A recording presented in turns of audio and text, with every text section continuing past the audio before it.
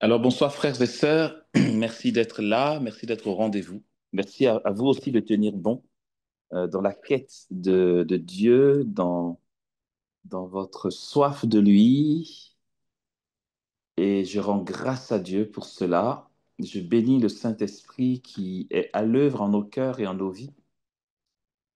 De toute évidence, toute notre quête de Dieu, notre soif et faim de lui, tout ce que nous mettons de nos personnes pour le trouver, être unis à lui, n'est rien d'autre que l'œuvre du Saint-Esprit à qui nous rendons grâce, qu'il achève en nous son œuvre, ce qu'il commence, puisque c'est son rôle dans l'histoire du salut, d'achever dans l'Église toute sanctification en agissant dans la vie et dans le cœur des fils de l'Église et dans le corps tout entier. Alors ce soir, nous continuons donc notre parcours vers Pentecôte et je nous propose ce soir un thème, ça va être une infime partie de ce thème parce que franchement, c'est immense comme réalité. C'est l'onction du Saint-Esprit. Euh, on ne peut pas en faire le tour dans le temps qui nous est imparti. Ce serait rêver en HD. On va voir une partie de ce qu'est l'onction dans la mission du Christ et pour la vie donc de ses fidèles, de ses disciples, les fils de l'Église. Au nom du Père et du Fils et du Saint-Esprit. Amen.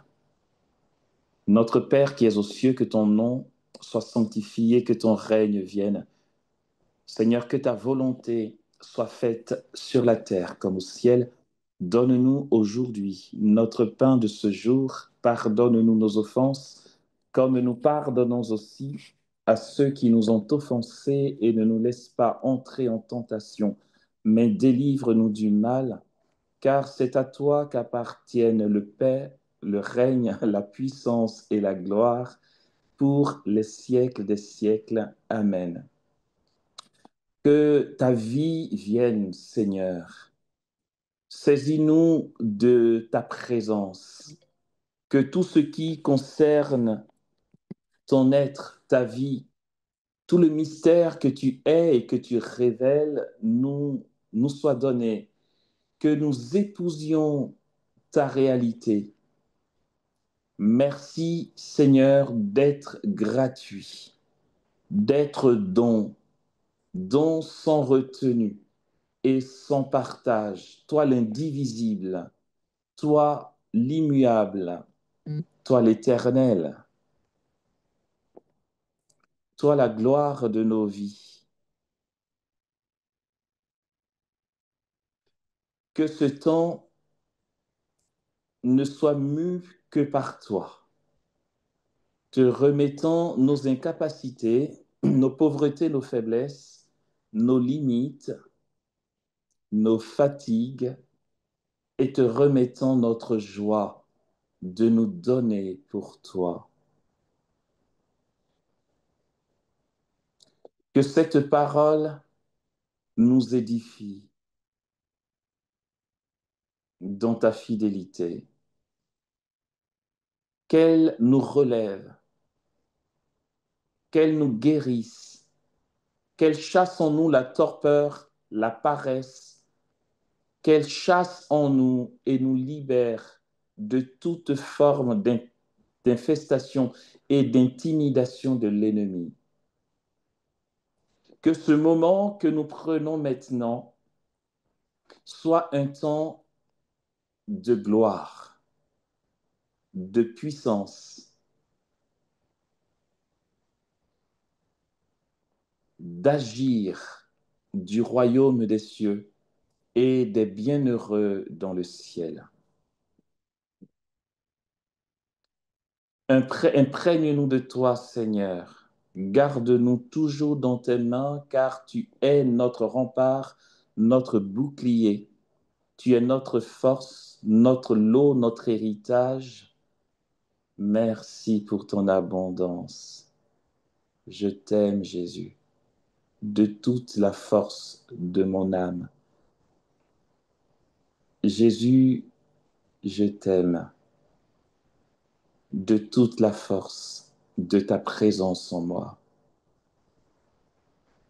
Je t'aime, Jésus.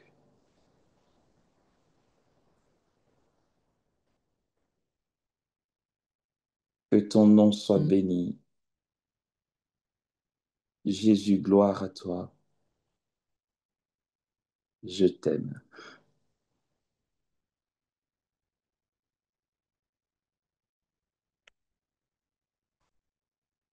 Réjouis-toi, Marie, pleine de grâce, le Seigneur est avec toi.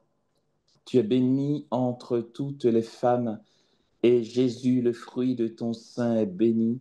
Sainte Marie, Mère de Dieu, prie pour nous pauvres pécheurs, maintenant et à l'heure de notre mort. Amen.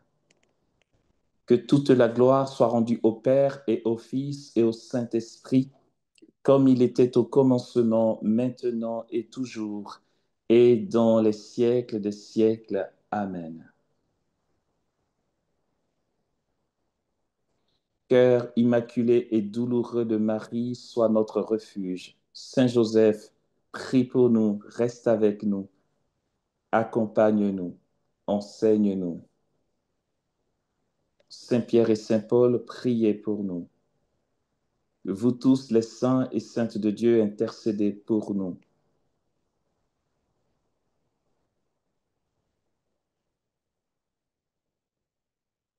Saint Jean Chrysostome et Saint Pierre Chrysologue, priez pour nous. Du deuxième livre des Rois, le chapitre 2, les versets 7 à 15, il est dit ceci.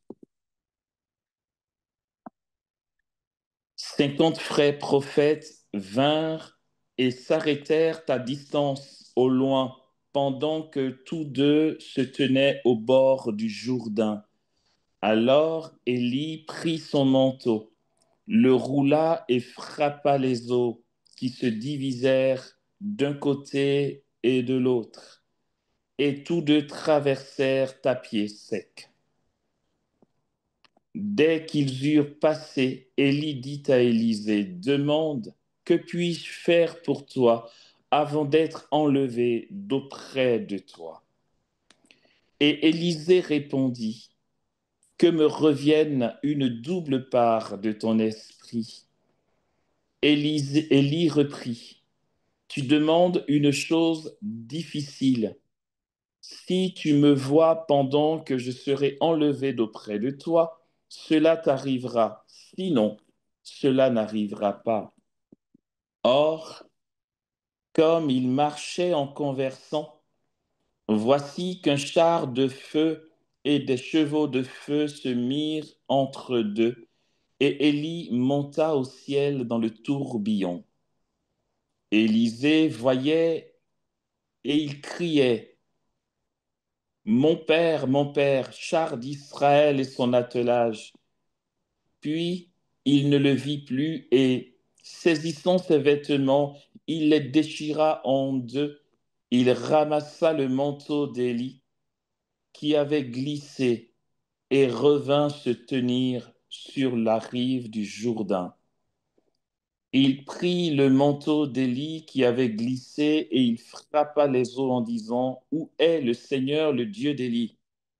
Il frappa lui aussi les eaux qui se divisèrent d'un côté et de l'autre, et Élisée traversa. Les frères prophètes de Jéricho le virent à distance et dirent, l'esprit d'Élie s'est reposé sur Élisée. Ils vinrent à sa rencontre et se prosternèrent à terre devant lui. Amen. Pour ce thème concernant l'onction du Saint-Esprit, comme je l'ai dit à l'instant, la partie, le côté de l'onction que je nous propose de voir ce soir va être la manifestation de l'onction dans sa généralité. Et pour cela, je suis parti de ce texte qui nous parle de l'enlèvement d'Élie et du commencement du ministère d'Élisée. L'onction est une. L'onction est la symbolique du Saint-Esprit, mais comme dit la théologie spirituelle, l'onction va symboliser l'Esprit à un point si étroit qu'elle deviendra son nom. L'Esprit Saint est l'onction et l'onction est l'Esprit Saint.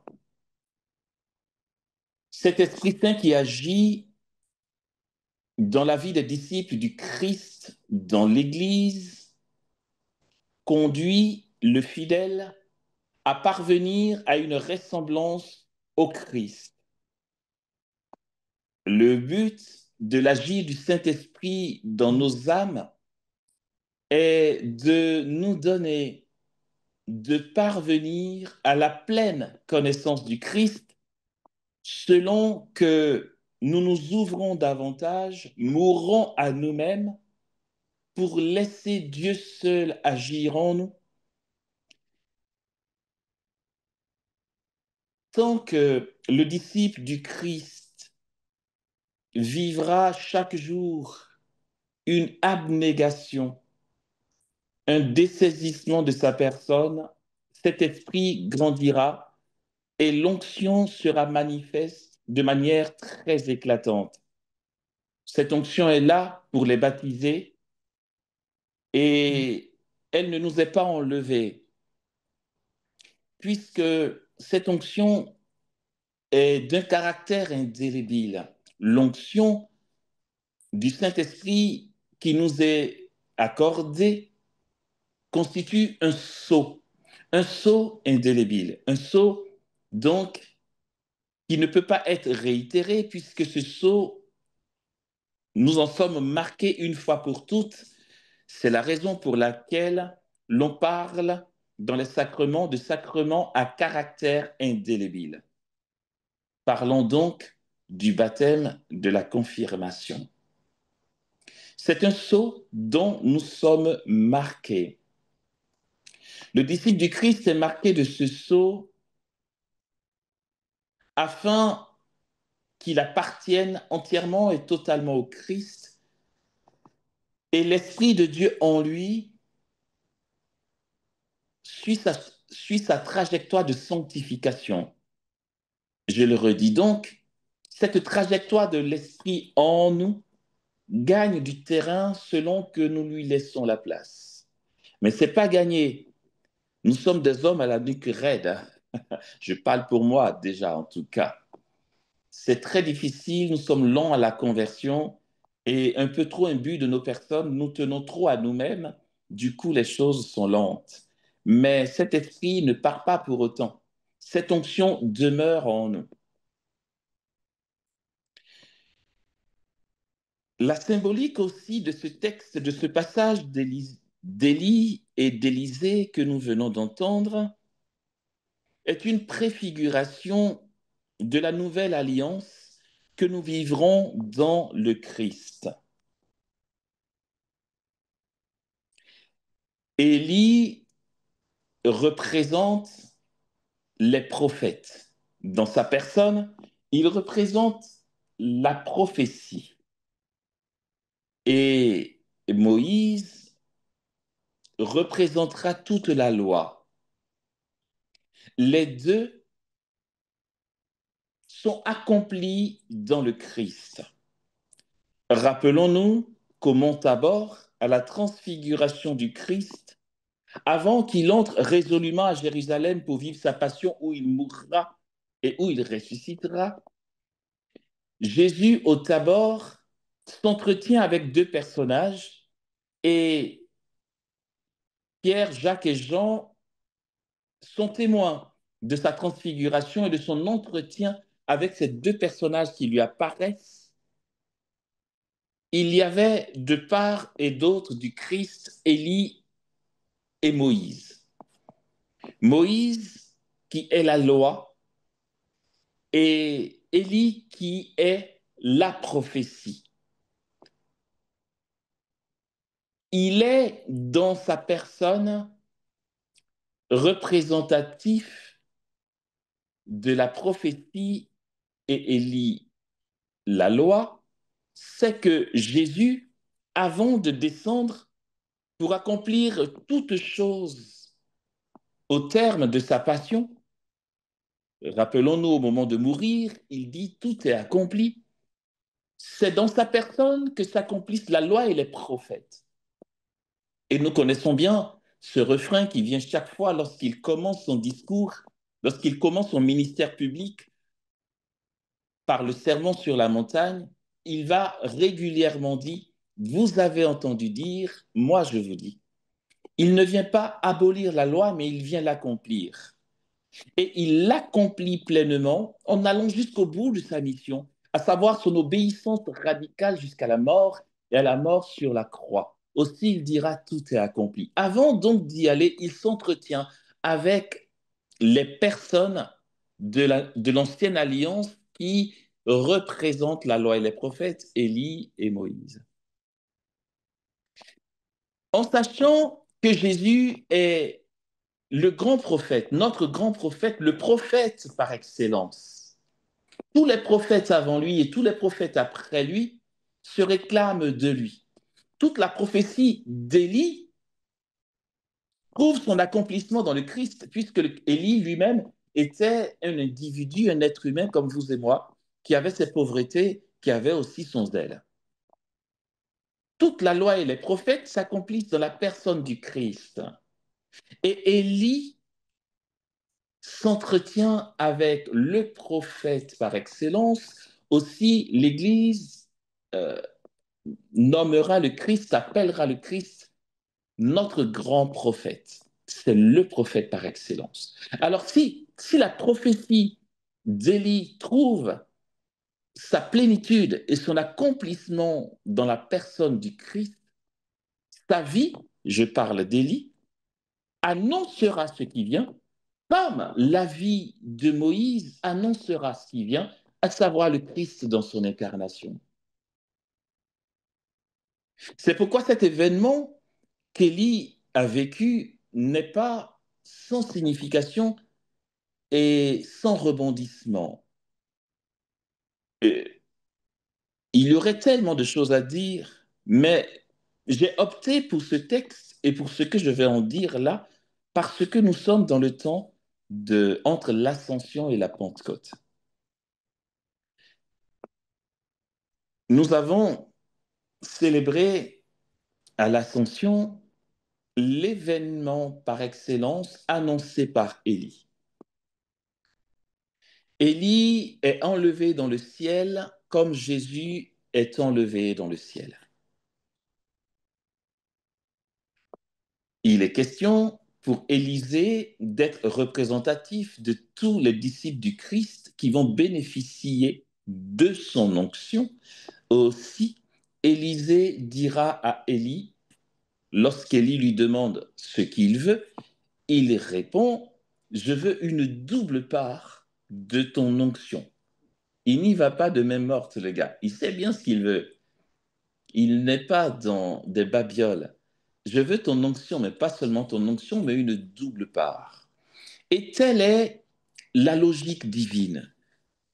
Tel est le mouvement divin. Le mode d'agir du Dieu d'amour, du Dieu qui est don. Dieu donne. Dieu ne fait pas que donner, il se donne. Et Dieu investit son disciple pour que son disciple fasse mieux que lui. Mais c'est justement pour que nous, ses disciples, nous fassions sur cette terre mieux que lui, qu'il est mort sur la croix. Et ce n'est pour rien d'autre. Il est Dieu, il est né de Dieu. Sa passion n'est pas une souffrance d'indigence. Il le dit, si ma royauté était de ce monde, j'aurais des gardes qui se seraient battus pour que je ne sois pas livré aux Juifs. Mais non, ma royauté ne vient pas d'ici. Il est roi et lorsqu'il prend notre chair pour vivre ce que nous avons à vivre, c'est pour nous qu'il le fait, afin que nous soyons investis de lui, que nous revêtions son manteau de gloire, comme Élisée s'est saisi du manteau d'Élie. Alors, Élisée est enlevé dans un char de feu aux yeux, Élie est enlevé dans un char de feu aux yeux d'Élisée, et Élie laisse tomber son manteau. C'est très parlant pour le juif. Et d'ailleurs, la troupe des frères prophètes qui assistait à distance à cette scène le sait aussi. Pour le juif, l'individu qui est consacré par l'onction n'est pas, n'est pas cerné, enfin, non, je dis ça d'une autre manière parce que je ne le dis pas bien là. L'individu consacré par l'onction ne contient pas l'onction dans les limites de son corps. Voilà. L'onction, dans sa symbolique, est censée être débordante. Parce que l'onction va être la manifestation du royaume qu'on ne peut contenir et recouper dans une boîte. Le royaume des cieux est diffus. Le royaume des cieux se libère. Le royaume des cieux poursuit sa course et traverse le disciple du Christ, traverse le fidèle pour faire de lui finalement un canal. Le royaume est donc diffus.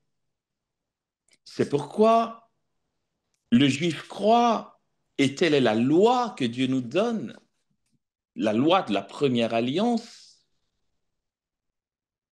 le juif sait que l'onction qui est donnée est débordante. Le psalmiste en parle, et puisqu'on attribue les psaumes au roi David, David en parle dans le psaume 133. C'est une onction qui coule sur la barbe d'Aaron et jusque sur le rebord de ses vêtements. Là, le Seigneur a donné sa bénédiction.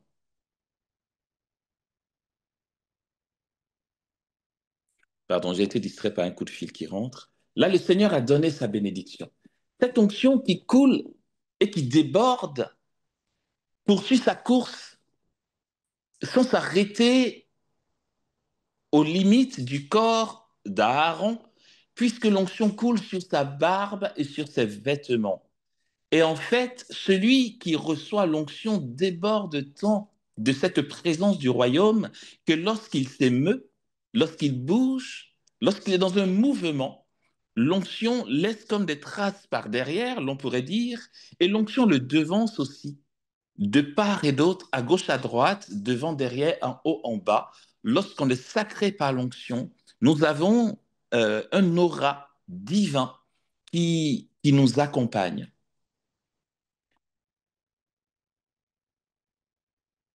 Le psaume 23 en parle aussi. D'une onction qui me parfume la tête et ma coupe est débordante. L'onction n'est pas faite pour être contenue dans un réceptacle fermé et cerné. Le propre de l'onction est de déborder. Lorsque les Juifs célèbrent l'entrée en Shabbat, vendredi soir, par la liturgie du Shabbat, au moment du Kiddush, le père de famille ou le célébrant va prendre le pain de Shabbat, va le bénir, va le rompre et rendre grâce à Dieu pour le fruit de la terre. Baruch atah Adonai, Eloheinu, melech haolam, le roi de l'univers. Tu nous donnes ce pain, fruit de la terre. Hein. Nous allons comprendre que toute la liturgie catholique puise dans sa tradition qui est la première alliance. Ensuite, il va prendre la coupe qui est censée euh, comporter le vin et le célébrant du Shabbat va prendre le pichet et va remplir la coupe. Pas jusqu'à ras-bord. Hein. Il va remplir la coupe jusqu'à ce qu'elle déborde.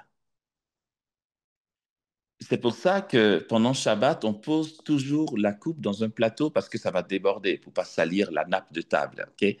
On va remplir la coupe et il va continuer jusqu'à ce que le vin se répande.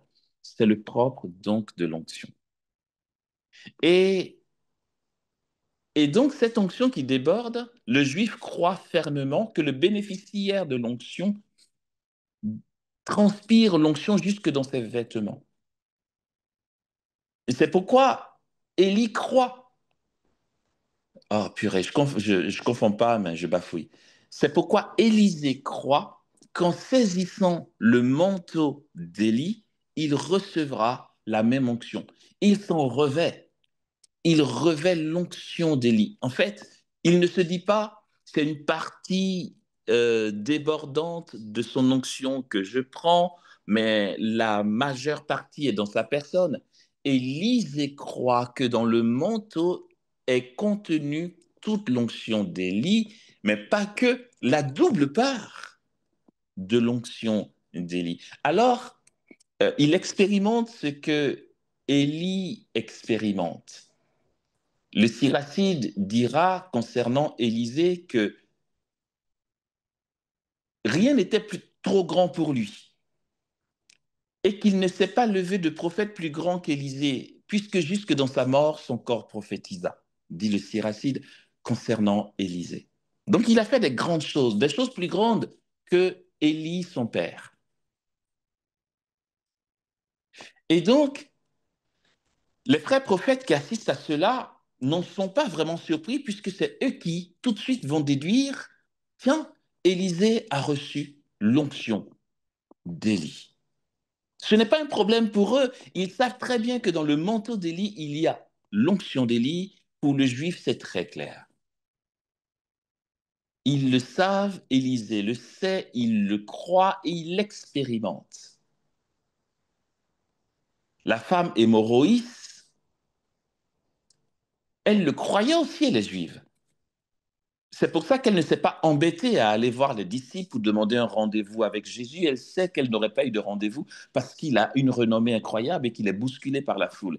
Qui est-elle? Elle était impure, elle avait des saignements, elle perdait du sang. Donc, peine perdue. Elle se dit, OK, je vais me débrouiller autrement. Puisque je sais que cet homme, cet individu est consacré par Dieu, je vais juste toucher son manteau. Vous voyez, c'est très fort chez les Juifs. Ils n'ont aucun doute là-dessus. C'est pourquoi, dans cet événement où Élie est enlevé, il laisse son manteau lui échapper pour que Élisée s'en saisisse. Et comme nous le disions à l'instant, c'est une annonce de ce que le Christ va vivre. Lui qui est passé à Jérusalem, comme dit Pierre, en faisant du bien et en guérissant tous ceux qui étaient tombés au pouvoir de l'ennemi, car Dieu était avec lui. Pierre le dit à Corneille au chapitre 10 des Actes des Apôtres. Jésus a opéré des signes, des miracles et des prodiges. Il a annoncé la bonne nouvelle concernant le royaume des cieux avec autorité. Il est le royaume des cieux. Son ministère était puissant. Et puis, comme Élie qui va être enlevé, Jésus, pour l'ascension, est enlevé. Et il laisse tomber son manteau. Ah bon, allez-vous dire? Ben non, les actes des apôtres ne nous disent pas que Jésus a laissé tomber son manteau.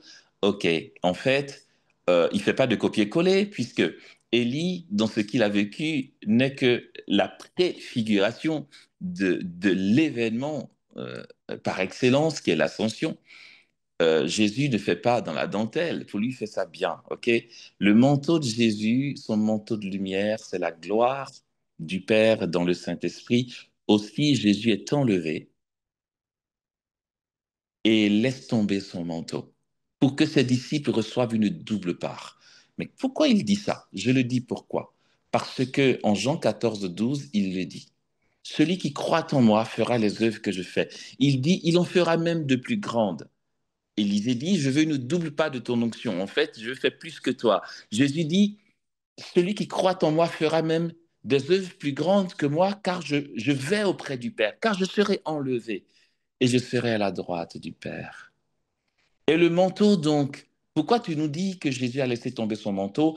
Ben, il faut juste voir, en fait, euh, quand il monte vers le Père, il dit, si je ne pars pas, je prends mes mots, si je ne pars pas, le manteau ne tombera pas. Il faut que je sois enlevé pour que le manteau tombe. Si je ne pars pas, il ne viendra pas à l'esprit de vérité. Alors il monte et en fait, il est environné de feu. Son manteau est un manteau de feu. Comme Élie enlevé dans un char de feu, le Christ a un manteau de feu qu'il laisse tomber 10 jours plus tard. Ce n'est qu'une question de temps. C'est nous qui sommes dans le temps. Dans l'éternité, il n'y a pas de temps. Il monte et le feu descend. Il monte et son manteau descend. Et les apôtres en sont revêtus. Ils en sont revêtus et ils vont opérer des œuvres. Si je me tiens à ce que raconte le Nouveau Testament, bien sûr, je dis si je m'en tiens, parce que on est tout à fait d'accord, le Nouveau Testament ne raconte pas tout ce que Jésus a fait. Hein, c'est Jean qui nous le dit. Pour ce qui nous a été servi dans le témoignage, il y a des choses que les apôtres ont vécues dans l'onction que le Christ n'a pas vécues. Je veux dire, les évangiles ne nous servent pas que l'ombre du Christ en recouvrant un malade lui apportait la guérison. C'était le cas de Pierre. Les évangiles ne nous racontent pas que de son vivant, je veux dire, avant sa mort sur la croix, que Jésus est disparu aux yeux des gens, enlevé par l'Esprit. Pourtant, Philippe, le diacre, l'a vécu. OK? C'est la double part qu'il laisse tomber. Ok, allons vers la fin. Ok, allons vers la fin. C'est que le manteau du Christ qui tombe, qui est son onction, c'est le bénéfice qu'il nous accorde de la plénitude de l'onction dont son humanité a été revêtue par le Père.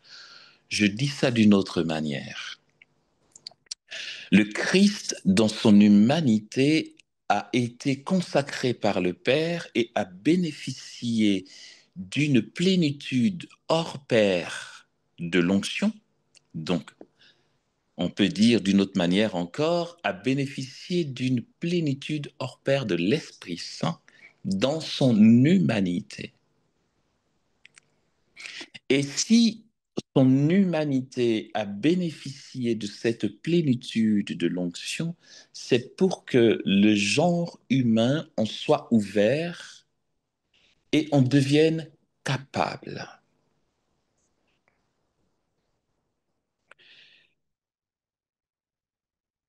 Ce qu'il a voulu et qu'il a accompli par sa mission, c'est que ceux qui croient en son nom soient baptisés et que tous les baptisés reçoivent cette part double de l'esprit qui l'habitait. Il dira, tout pouvoir m'a été donné au ciel et sur la terre. Allez donc de toutes les nations, faites des disciples, enseignez-leur ce que je vous ai appris, apprenez-leur à observer ce que je vous ai appris, pardon, les baptisant au nom du Père et du Fils et du Saint-Esprit. Et moi, je suis avec vous pour toujours jusqu'à la fin des temps. Ok, très bien. L'on peut poursuivre dans cette lancée, mais ça sera quasi interminable tant le mystère de la rédemption est profond. Je termine mes propos concernant l'onction sur sa manifestation dans la vie du disciple. Quelles en sont les caractéristiques et, et son mode opératoire?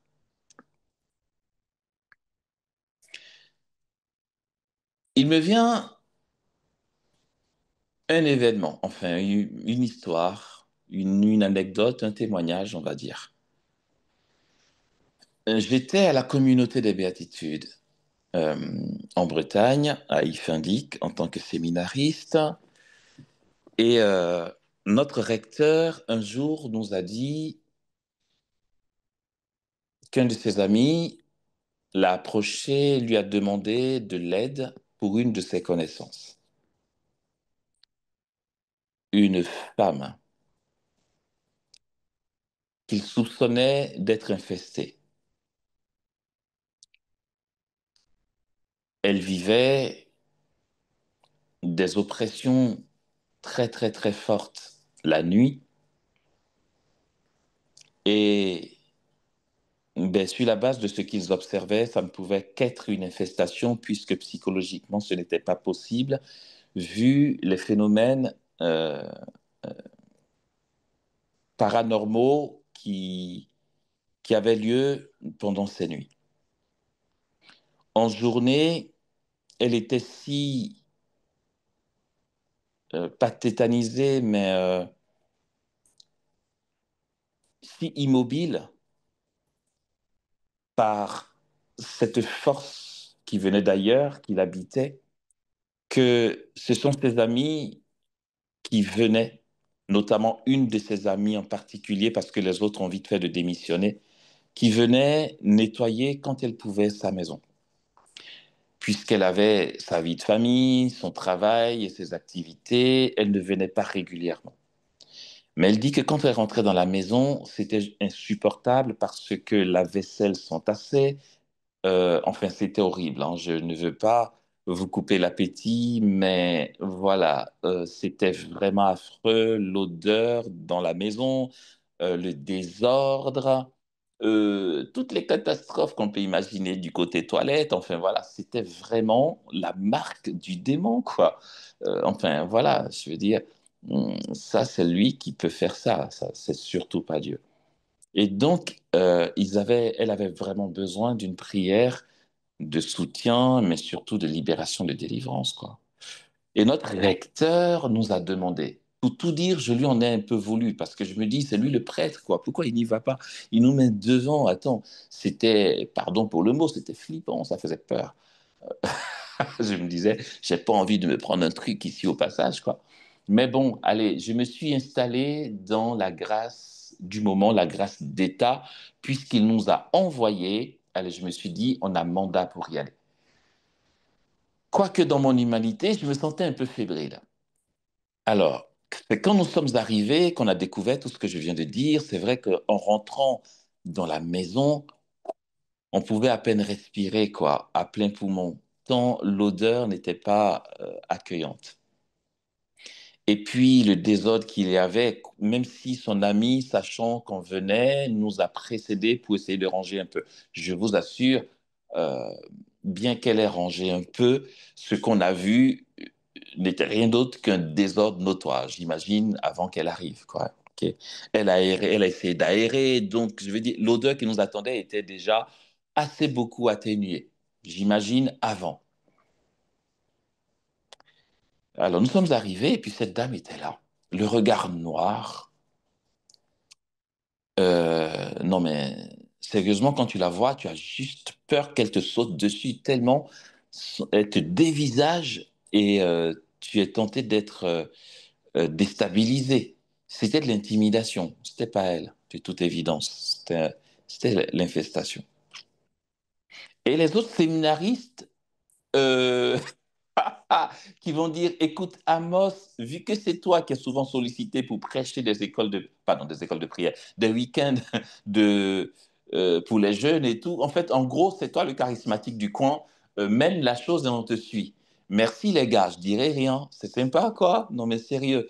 J'étais au front, au devant de la scène. Ok, j'étais largué. J'avoue, j'étais largué. Je le reconnais humblement, j'étais largué. Je n'avais pas de ressources, c'est vrai. J'avais déjà vécu quelques prières de délivrance, mais pas assez, puisque c'est après mes années de philosophie que je vais être confronté à des prières de délivrance au Congo, au Gabon, à Paris, etc. À ce moment-là, je n'étais pas vraiment rodé. Donc, devant cette situation, j'étais vraiment fébrile et un peu intimidé aussi. Je m'en remettais au Christ parce que, humainement parlant, j'étais intimidé. Je ne savais pas faire. Alors, ben, j'ai pris le raccourci. Je me suis rappelé ce que dit Sainte Thérèse d'Avila. Et ça m'arrangeait très bien. Parce que le cas me paraissait un peu trop costaud pour ma pauvre personne. Thérèse d'Avila dit, quand je suis devant une montagne surmontable, euh, je fais autrement. Je ne me prends pas la tête. Je ne cherche pas à la surmonter. Non, je ne peux pas, je ne peux pas. Je fais le choix de passer en dessous. Voilà. Le but, c'est de passer de l'autre côté de la montagne. C'est pas de prouver que je peux la gravir. Donc, quand la montagne est insurmontable, je passe en dessous, c'est plus cool. Alors, j'ai fait ça. J'ai fait comme Thérèse d'Avila. J'ai dit, OK, c'est trop, enfin, trop abracadabrant pour ma pauvre personne. Euh, je vais, je vais prendre un raccourci. Je ne sais pas faire. Je me réclame de mon baptême. Alléluia. Par mon baptême, il y a l'onction sur moi. Alors, intérieurement, vous voyez, je cherchais euh, euh, tous les mystères de ma foi pour ne pas me laisser intimider. Alors je me réclamais de mon baptême et de l'onction qui repose sur moi. Et je confessais au-dedans de moi, en silence, bien sûr, que l'ennemi n'a aucun pouvoir sur l'onction que j'ai reçue au baptême et qui n'a pas à m'intimider. Bien au contraire, c'est lui qui a intérêt euh, à s'inquiéter pour le temps de prière qu'on va prendre. Et le moyen le plus sûr pour moi d'être dans l'axe d'une prière parfaite qui correspondrait au cœur de Dieu et ferait fuir l'ennemi, c'était de prier dans l'esprit. Alors j'ai dit à mes frères séminaristes, après avoir fait le signe de croix, après avoir lu un passage de la Bible et avoir dit deux mots, je les ai invités à prier avec moi en langue. Vous moquez pas, j'étais largué, je savais pas faire. Alors on a commencé. Konde keramba kotoko robakata karabakata karabashonde. Non mais là, purée, j'ai compris qu'en fait, en dépit de nos incapacités, de nos faiblesses, de nos pauvretés, de nos misères, de nos limites, tout ce que vous voulez, l'onction qui repose sur nous est d'une puissance incroyable, c'est d'une autorité incroyable. J'ai pas eu recours à un rituel de délivrance. J'ai pas eu recours à des techniques. Je n'en avais pas, je ne savais pas faire et je m'interdisais de formuler des prières intelligibles qui trahiraient mon intimidation. Alors, pour être sûr que ma prière serait la plus ajustée possible, on s'est mis à prier en langue. Et c'était puissant, frères et sœurs, c'était trop beau. Cette dame s'est mise à se tortiller dans tous les sens. Et, et au début, c'était des plaintes, d'accord? C'était des plaintes, mais clairement, c'était pas l'individu, c'était les esprits qui se plaignaient. C'était des plaintes, des railleries, elles se tordaient et elles nous fusillaient du regard. Je pense que si elle pouvait nous sauter au cou pour nous étrangler, elle l'aurait fait. Mais elle n'en avait pas la force parce que celui qui nous habite, l'onction qui repose sur nous, euh, ne lui permettait pas de porter atteinte à notre corps, ni à notre vie, ni à notre âme, ni à notre esprit. Et donc, c'était des plaintes. Elles se tordaient dans tous les sens, elles se tordaient dans tous les sens. Et ça prit de l'ampleur. Et puis, d'un coup, elle s'est affalée. Elle était assise.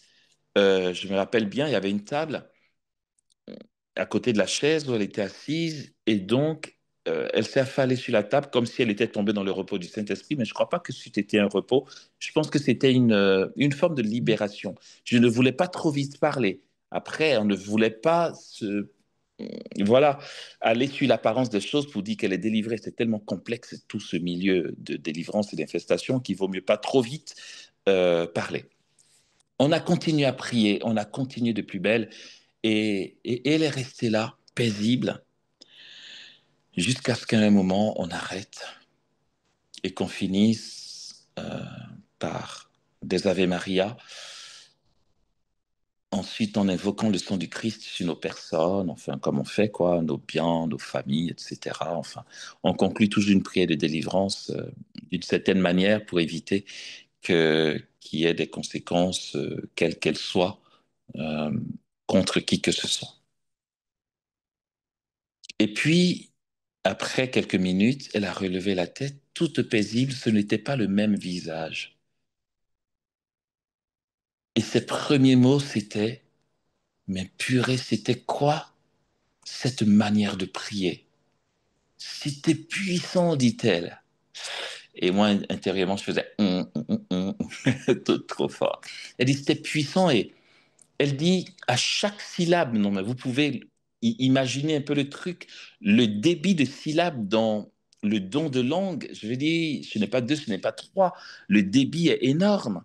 Et elle dit à chaque syllabe que vous prononciez en sachant que nous étions trois et que chacun avait un débit considérable de syllabes, à chaque syllabe que vous sortiez, quelque chose, je sentais des claquements en moi, pas des claquements pour me faire mal, c'est comme si des choses se remettaient en place dans mon corps, comme si c'était dans mon squelette, mais c'était pas mes os.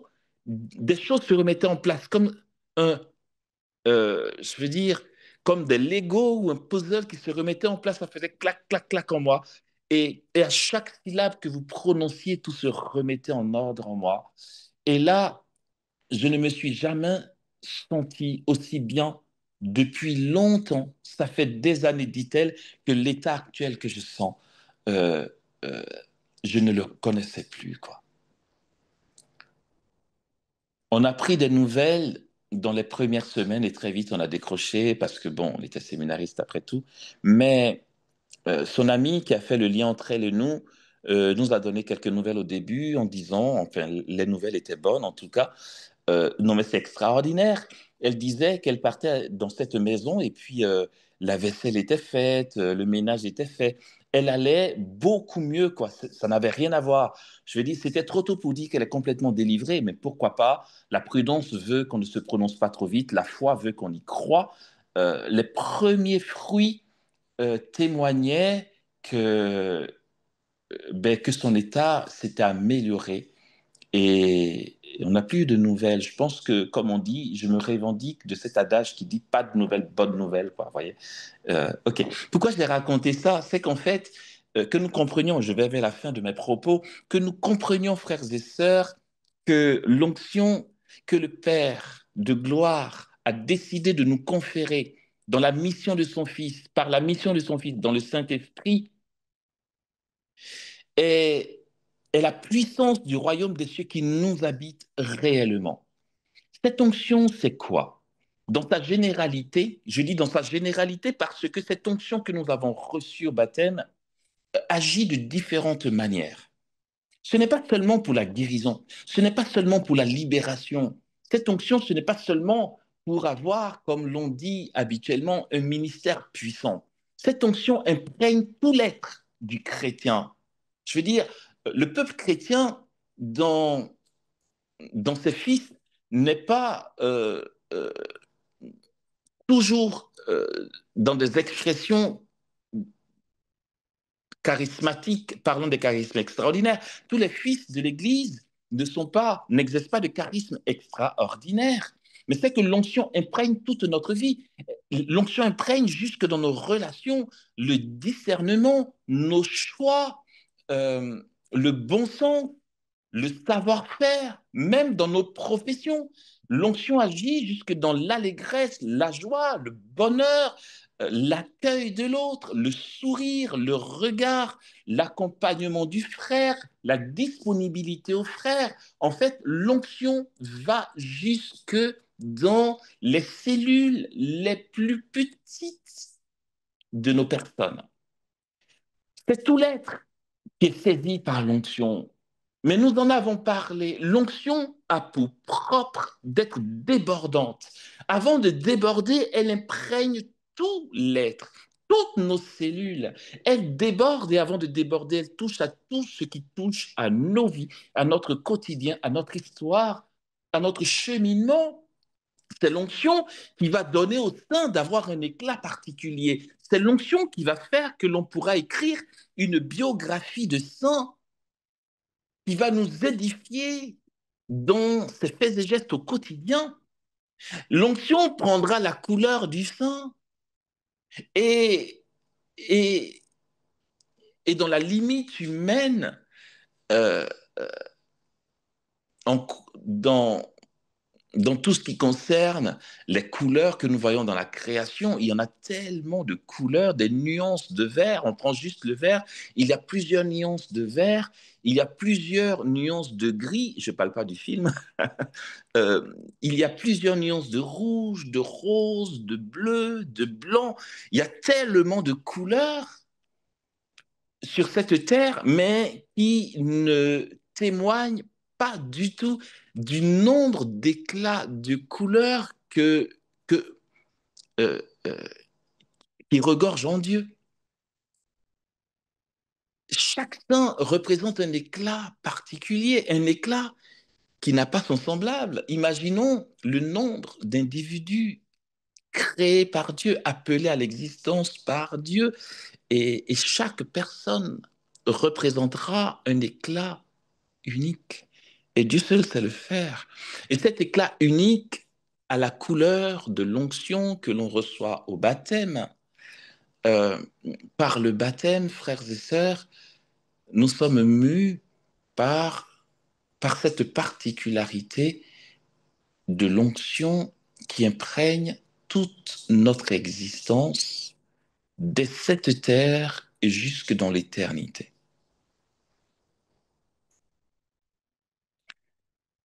Vous allez vous dire, OK, Amos ne nous parle pas de l'onction dans une assemblée pour que ce soit puissant. Ouais, je vous ai dit, enfin, je n'ai pas spécialement opté pour ça, quoi. Je veux dire, ça, on l'entendra ailleurs, on l'a déjà entendu ailleurs, mais il est bien. Je veux dire, c'est un aspect de l'onction, vous voyez? Je veux dire, ce thème pourrait prendre toute une journée d'école de prière et on n'aurait même pas terminé. Mais pour que ce que nous sommes, tel que nous sommes, quel que soit ce que nous portons, ce que nous représentons, que nous sachions la puissance qui nous habite. Très bien. Je termine sur ceci. Je voulais... Non, c'est bon, j'arrête de dire ça parce que je voulais parler très peu ce soir et ça n'a pas l'air d'être très peu là. Ok, je finis de toute façon en disant ceci. L'onction est un potentiel dans ses caractéristiques. Non, l'onction est un potentiel dans sa caractéristique, ce potentiel qui a euh, plusieurs manifestations et phénomènes. OK. Cette onction est un potentiel. Entendons, est une puissance qui nous habite. Comme une puissance motrice. On parle des voitures. Cette voiture a 50 chevaux, 80 chevaux, 100 chevaux, 200 chevaux. C'est la puissance motrice. C'est le potentiel de la voiture. C'est la capacité qu'elle a.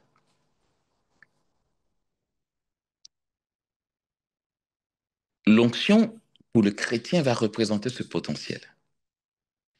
Il y a dans le baptisé un potentiel énorme. Dans tout baptisé. Libre à lui d'en vivre ou non. Ce potentiel, il est là. Au début de mes propos, je disais que ce potentiel posé en nous prendra de l'éclat selon que nous disparaissons à son profit ou pas. Tant que nous serons trop imbus de nous-mêmes, de nos idéaux, de nos ambitions, de la quête du m'as-tu vu, de la réalisation de nous-mêmes, nous vivrons de cette onction à peu près. Dieu est bon, l'onction agit quand même. Et de toute façon, quel que soit ton état d'esprit, quand tu as le souci d'annoncer Jésus, l'onction agit. Mais parfois, on a le souci d'annoncer Jésus parce que quand on annonce Jésus, on nous voit nous. C'est pas grave, Dieu nous fait miséricorde, il fait avec. Tant qu'il y a un peu de nous dans la chose, Dieu fidèle agira, mais nous provoquerons nous-mêmes un obstacle à son passage. Plus l'individu, le disciple du Christ, disparaîtra, et plus le rayonnement de cette onction se fera voir. OK. Ce potentiel représente donc euh, logiquement une capacité d'agir, une puissance. L'onction est donc une puissance. Une puissance, par contre, une puissance souveraine. L'onction est une souveraine puissance. Je dis ça d'une autre manière. L'onction est une puissance souveraine et souverainement libre. Cette puissance qui est en nous reçoit sa force d'elle-même. Elle est sa propre source. Elle se reçoit d'elle-même. Elle est libre et autonome. Elle n'est pas indépendante. Elle est libre et autonome. Son autonomie vient du fait qu'elle se reçoit d'elle-même. Puisque cette onction que nous recevons n'est pas une entité, c'est une personne. L'onction, c'est le Saint-Esprit. Il n'y a pas d'onction dans un individu sans la présence de la personne divine du Saint-Esprit. Une personne qui est oint du Saint-Esprit est oint, est imprégnée de la personne divine du Saint-Esprit. Je dis quoi? Je me suis répété. Une personne qui est oint de l'onction, je crois que c'est ce que j'ai dit, est imprégnée de la personne divine du Saint-Esprit. C'est Dieu en nous. Cette onction, c'est l'Esprit Saint. L'huile sera la symbolique de l'onction, mais juste une symbolique. Comme dans tout sacrement, il y a la matière, l'eau, le sel, euh, l'huile, par exemple. Je vais donner quelques exemples, d'accord? Mais cette huile nous confère l'Esprit Saint. C'est pour ça qu'on va parler de mission conjointe du Fils et de l'Esprit. Quand Jésus dit, l'Esprit du Seigneur est sur moi parce que, tout simplement, en fait, l'Esprit du Seigneur est sur moi, le Saint-Esprit est sur moi. Mais pourquoi il est sur moi? Parce que j'ai été consacré par l'onction. Quand on est consacré par l'onction, on a en nous la personne divine du Saint-Esprit. Il dit donc, l'Esprit du Seigneur est sur moi parce que le Seigneur m'a consacré par l'onction pour apporter la bonne nouvelle aux pauvres. L'Église parlera donc de mission conjointe du Fils et de l'Esprit. C'est pourquoi cette onction qui est en nous, qui est une puissance, donc un potentiel, et ce potentiel, par déduction, est infini, puisque ce potentiel, c'est la présence de l'Esprit de Dieu qui est infini dans son agir, dans sa capacité d'agir, d'accord? Dans le potentiel euh, qu'il représente, parlant du Saint-Esprit. L'onction est donc d'une capacité infinie, un potentiel, une puissance infinie. Mais il est important que nous retenions, et je le redis, que cette onction est souveraine. Puisque Dieu est souverain, cette onction est souverainement libre, car Dieu est souverainement libre. Dieu est autonome, se recevant de lui-même, puisant sa source en lui-même. Et ce Dieu qui est en nous, qui est notre agir, notre faire, comme dit Saint Paul, si l'Esprit est votre vie, mais que l'Esprit vous fasse donc agir. C'est l'Esprit, le Saint-Esprit en nous qui nous fait agir. L'importance de signifier que cette onction qui est une puissance est autonome nous donne de réaliser que nous ne bénéficions pas d'une puissance qui est un pouvoir humain dont nous disposerons à notre gré et pour notre propre gloire. Il y a chez les disciples du Christ un appel indispensable au lâcher-prise. Ça fonctionne comment? Dieu t'investit de puissance qui se veut infinie et pourtant tu te sens incapable de rien faire. C'est le propre de l'agir divin. C'est voulu. Ce n'est pas spécialement parce que tu es inconverti, même si ça peut jouer parfois. C'est simplement que l'agir et la puissance de Dieu en nous requièrent notre lâcher-prise pour qu'il soit seul souverain.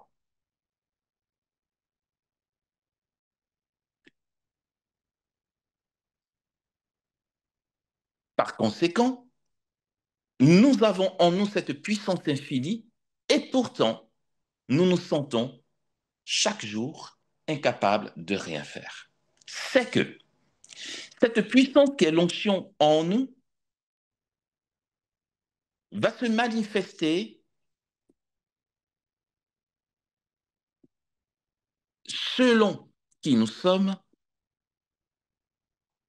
de manière fidèle, dans une opération fidèle. Je vais expliquer. Et selon qui nous sommes d'autres, d'une manière charismatique, c'est-à-dire inattendue. Je m'arrête vraiment dessus. Hein. Je veux dire, il y a tellement à dire, c'est un thème tellement beau. Pour le prêtre, par exemple, hein,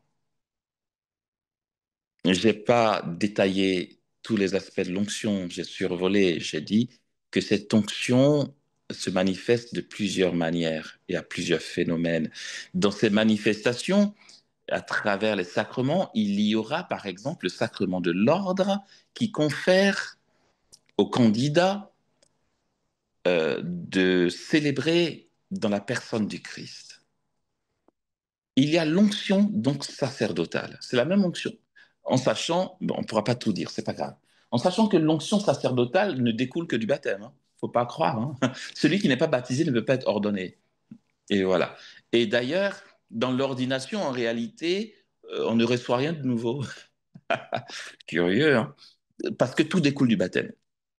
C'est dans le baptême que nous recevons ce potentiel qui est l'onction, et d'où le Seigneur viendra faire éclater une particularité selon le ministère qui nous est confié en Église. Donc, pour celui qui est ordonné prêtre, lorsqu'il recevra l'huile d'ordination, il recevra donc cette manifestation, entendons un phénomène qui habite déjà le baptisé, un phénomène qui va prendre la couleur d'un exercice sacerdotal.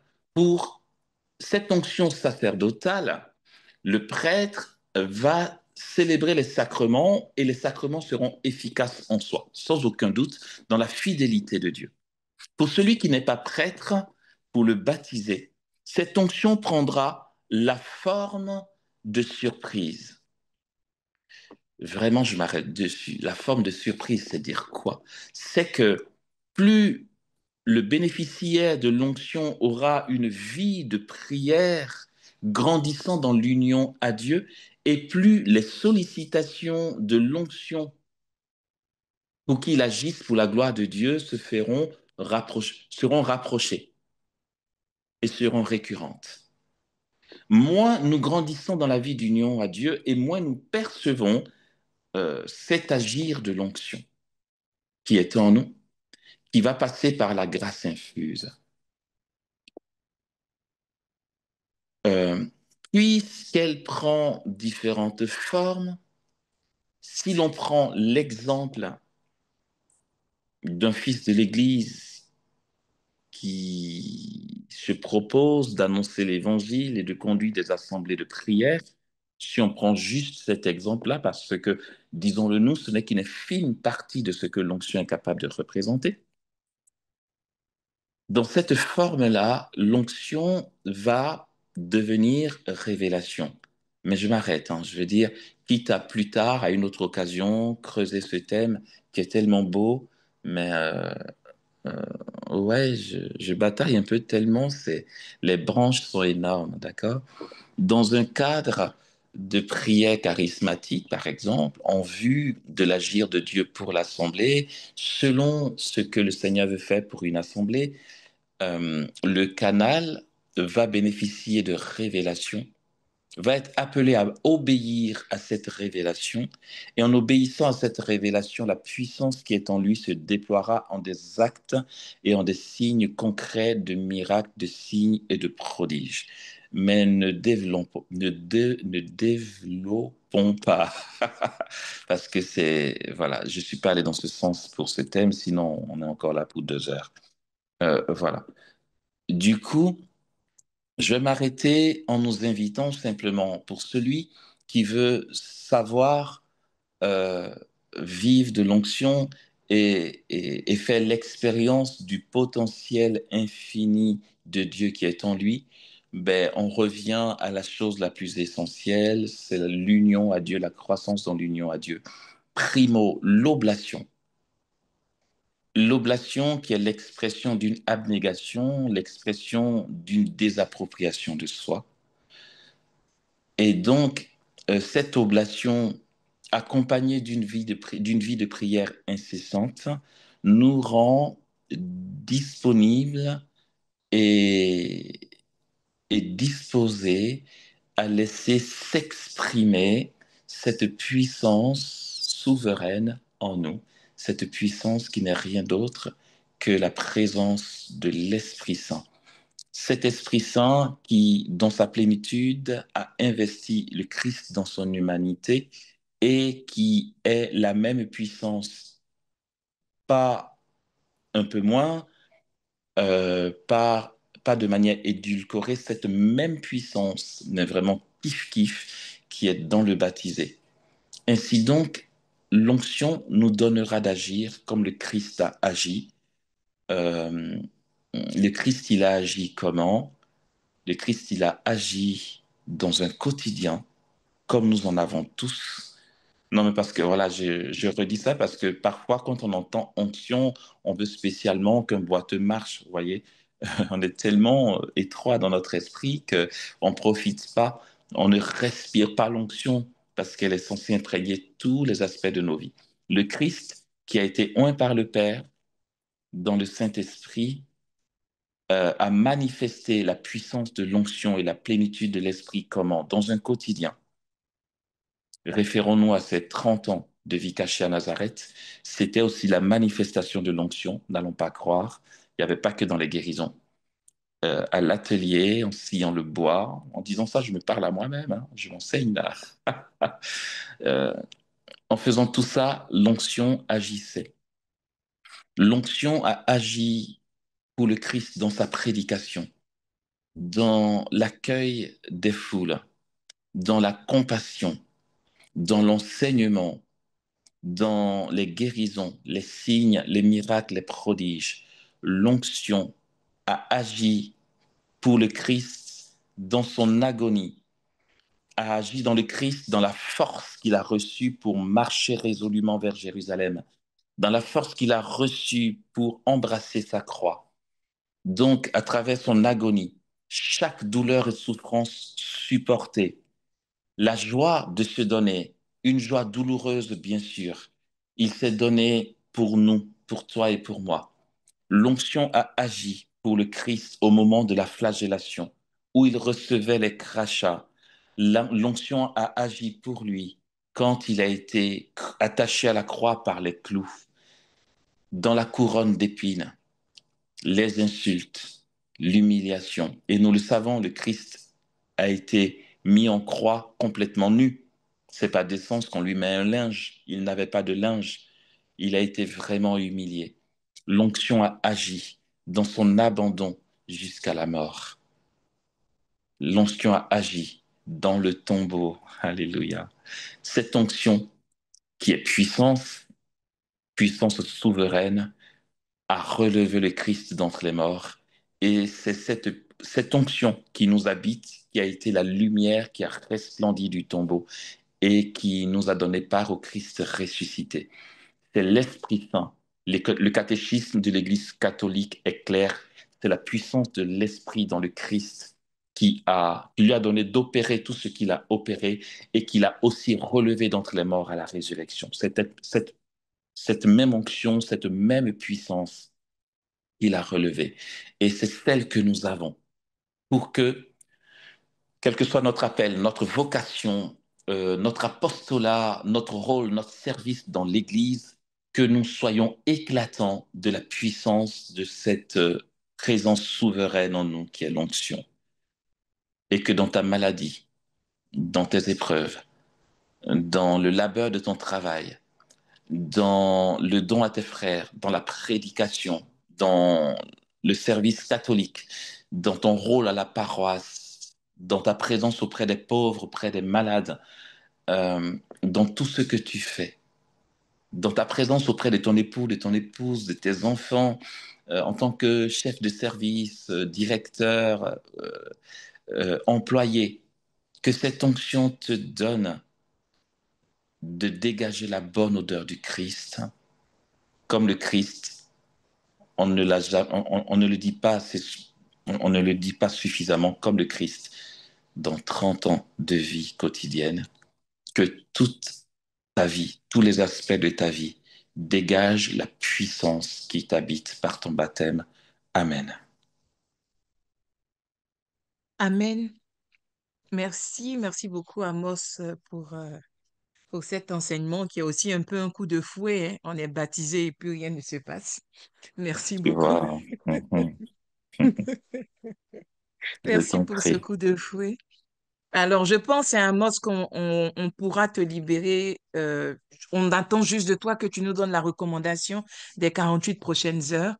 Et après, tu pourras te retirer et on reprendra notre prière communautaire avec Christian, les maris et Eric. D'accord, ça marche.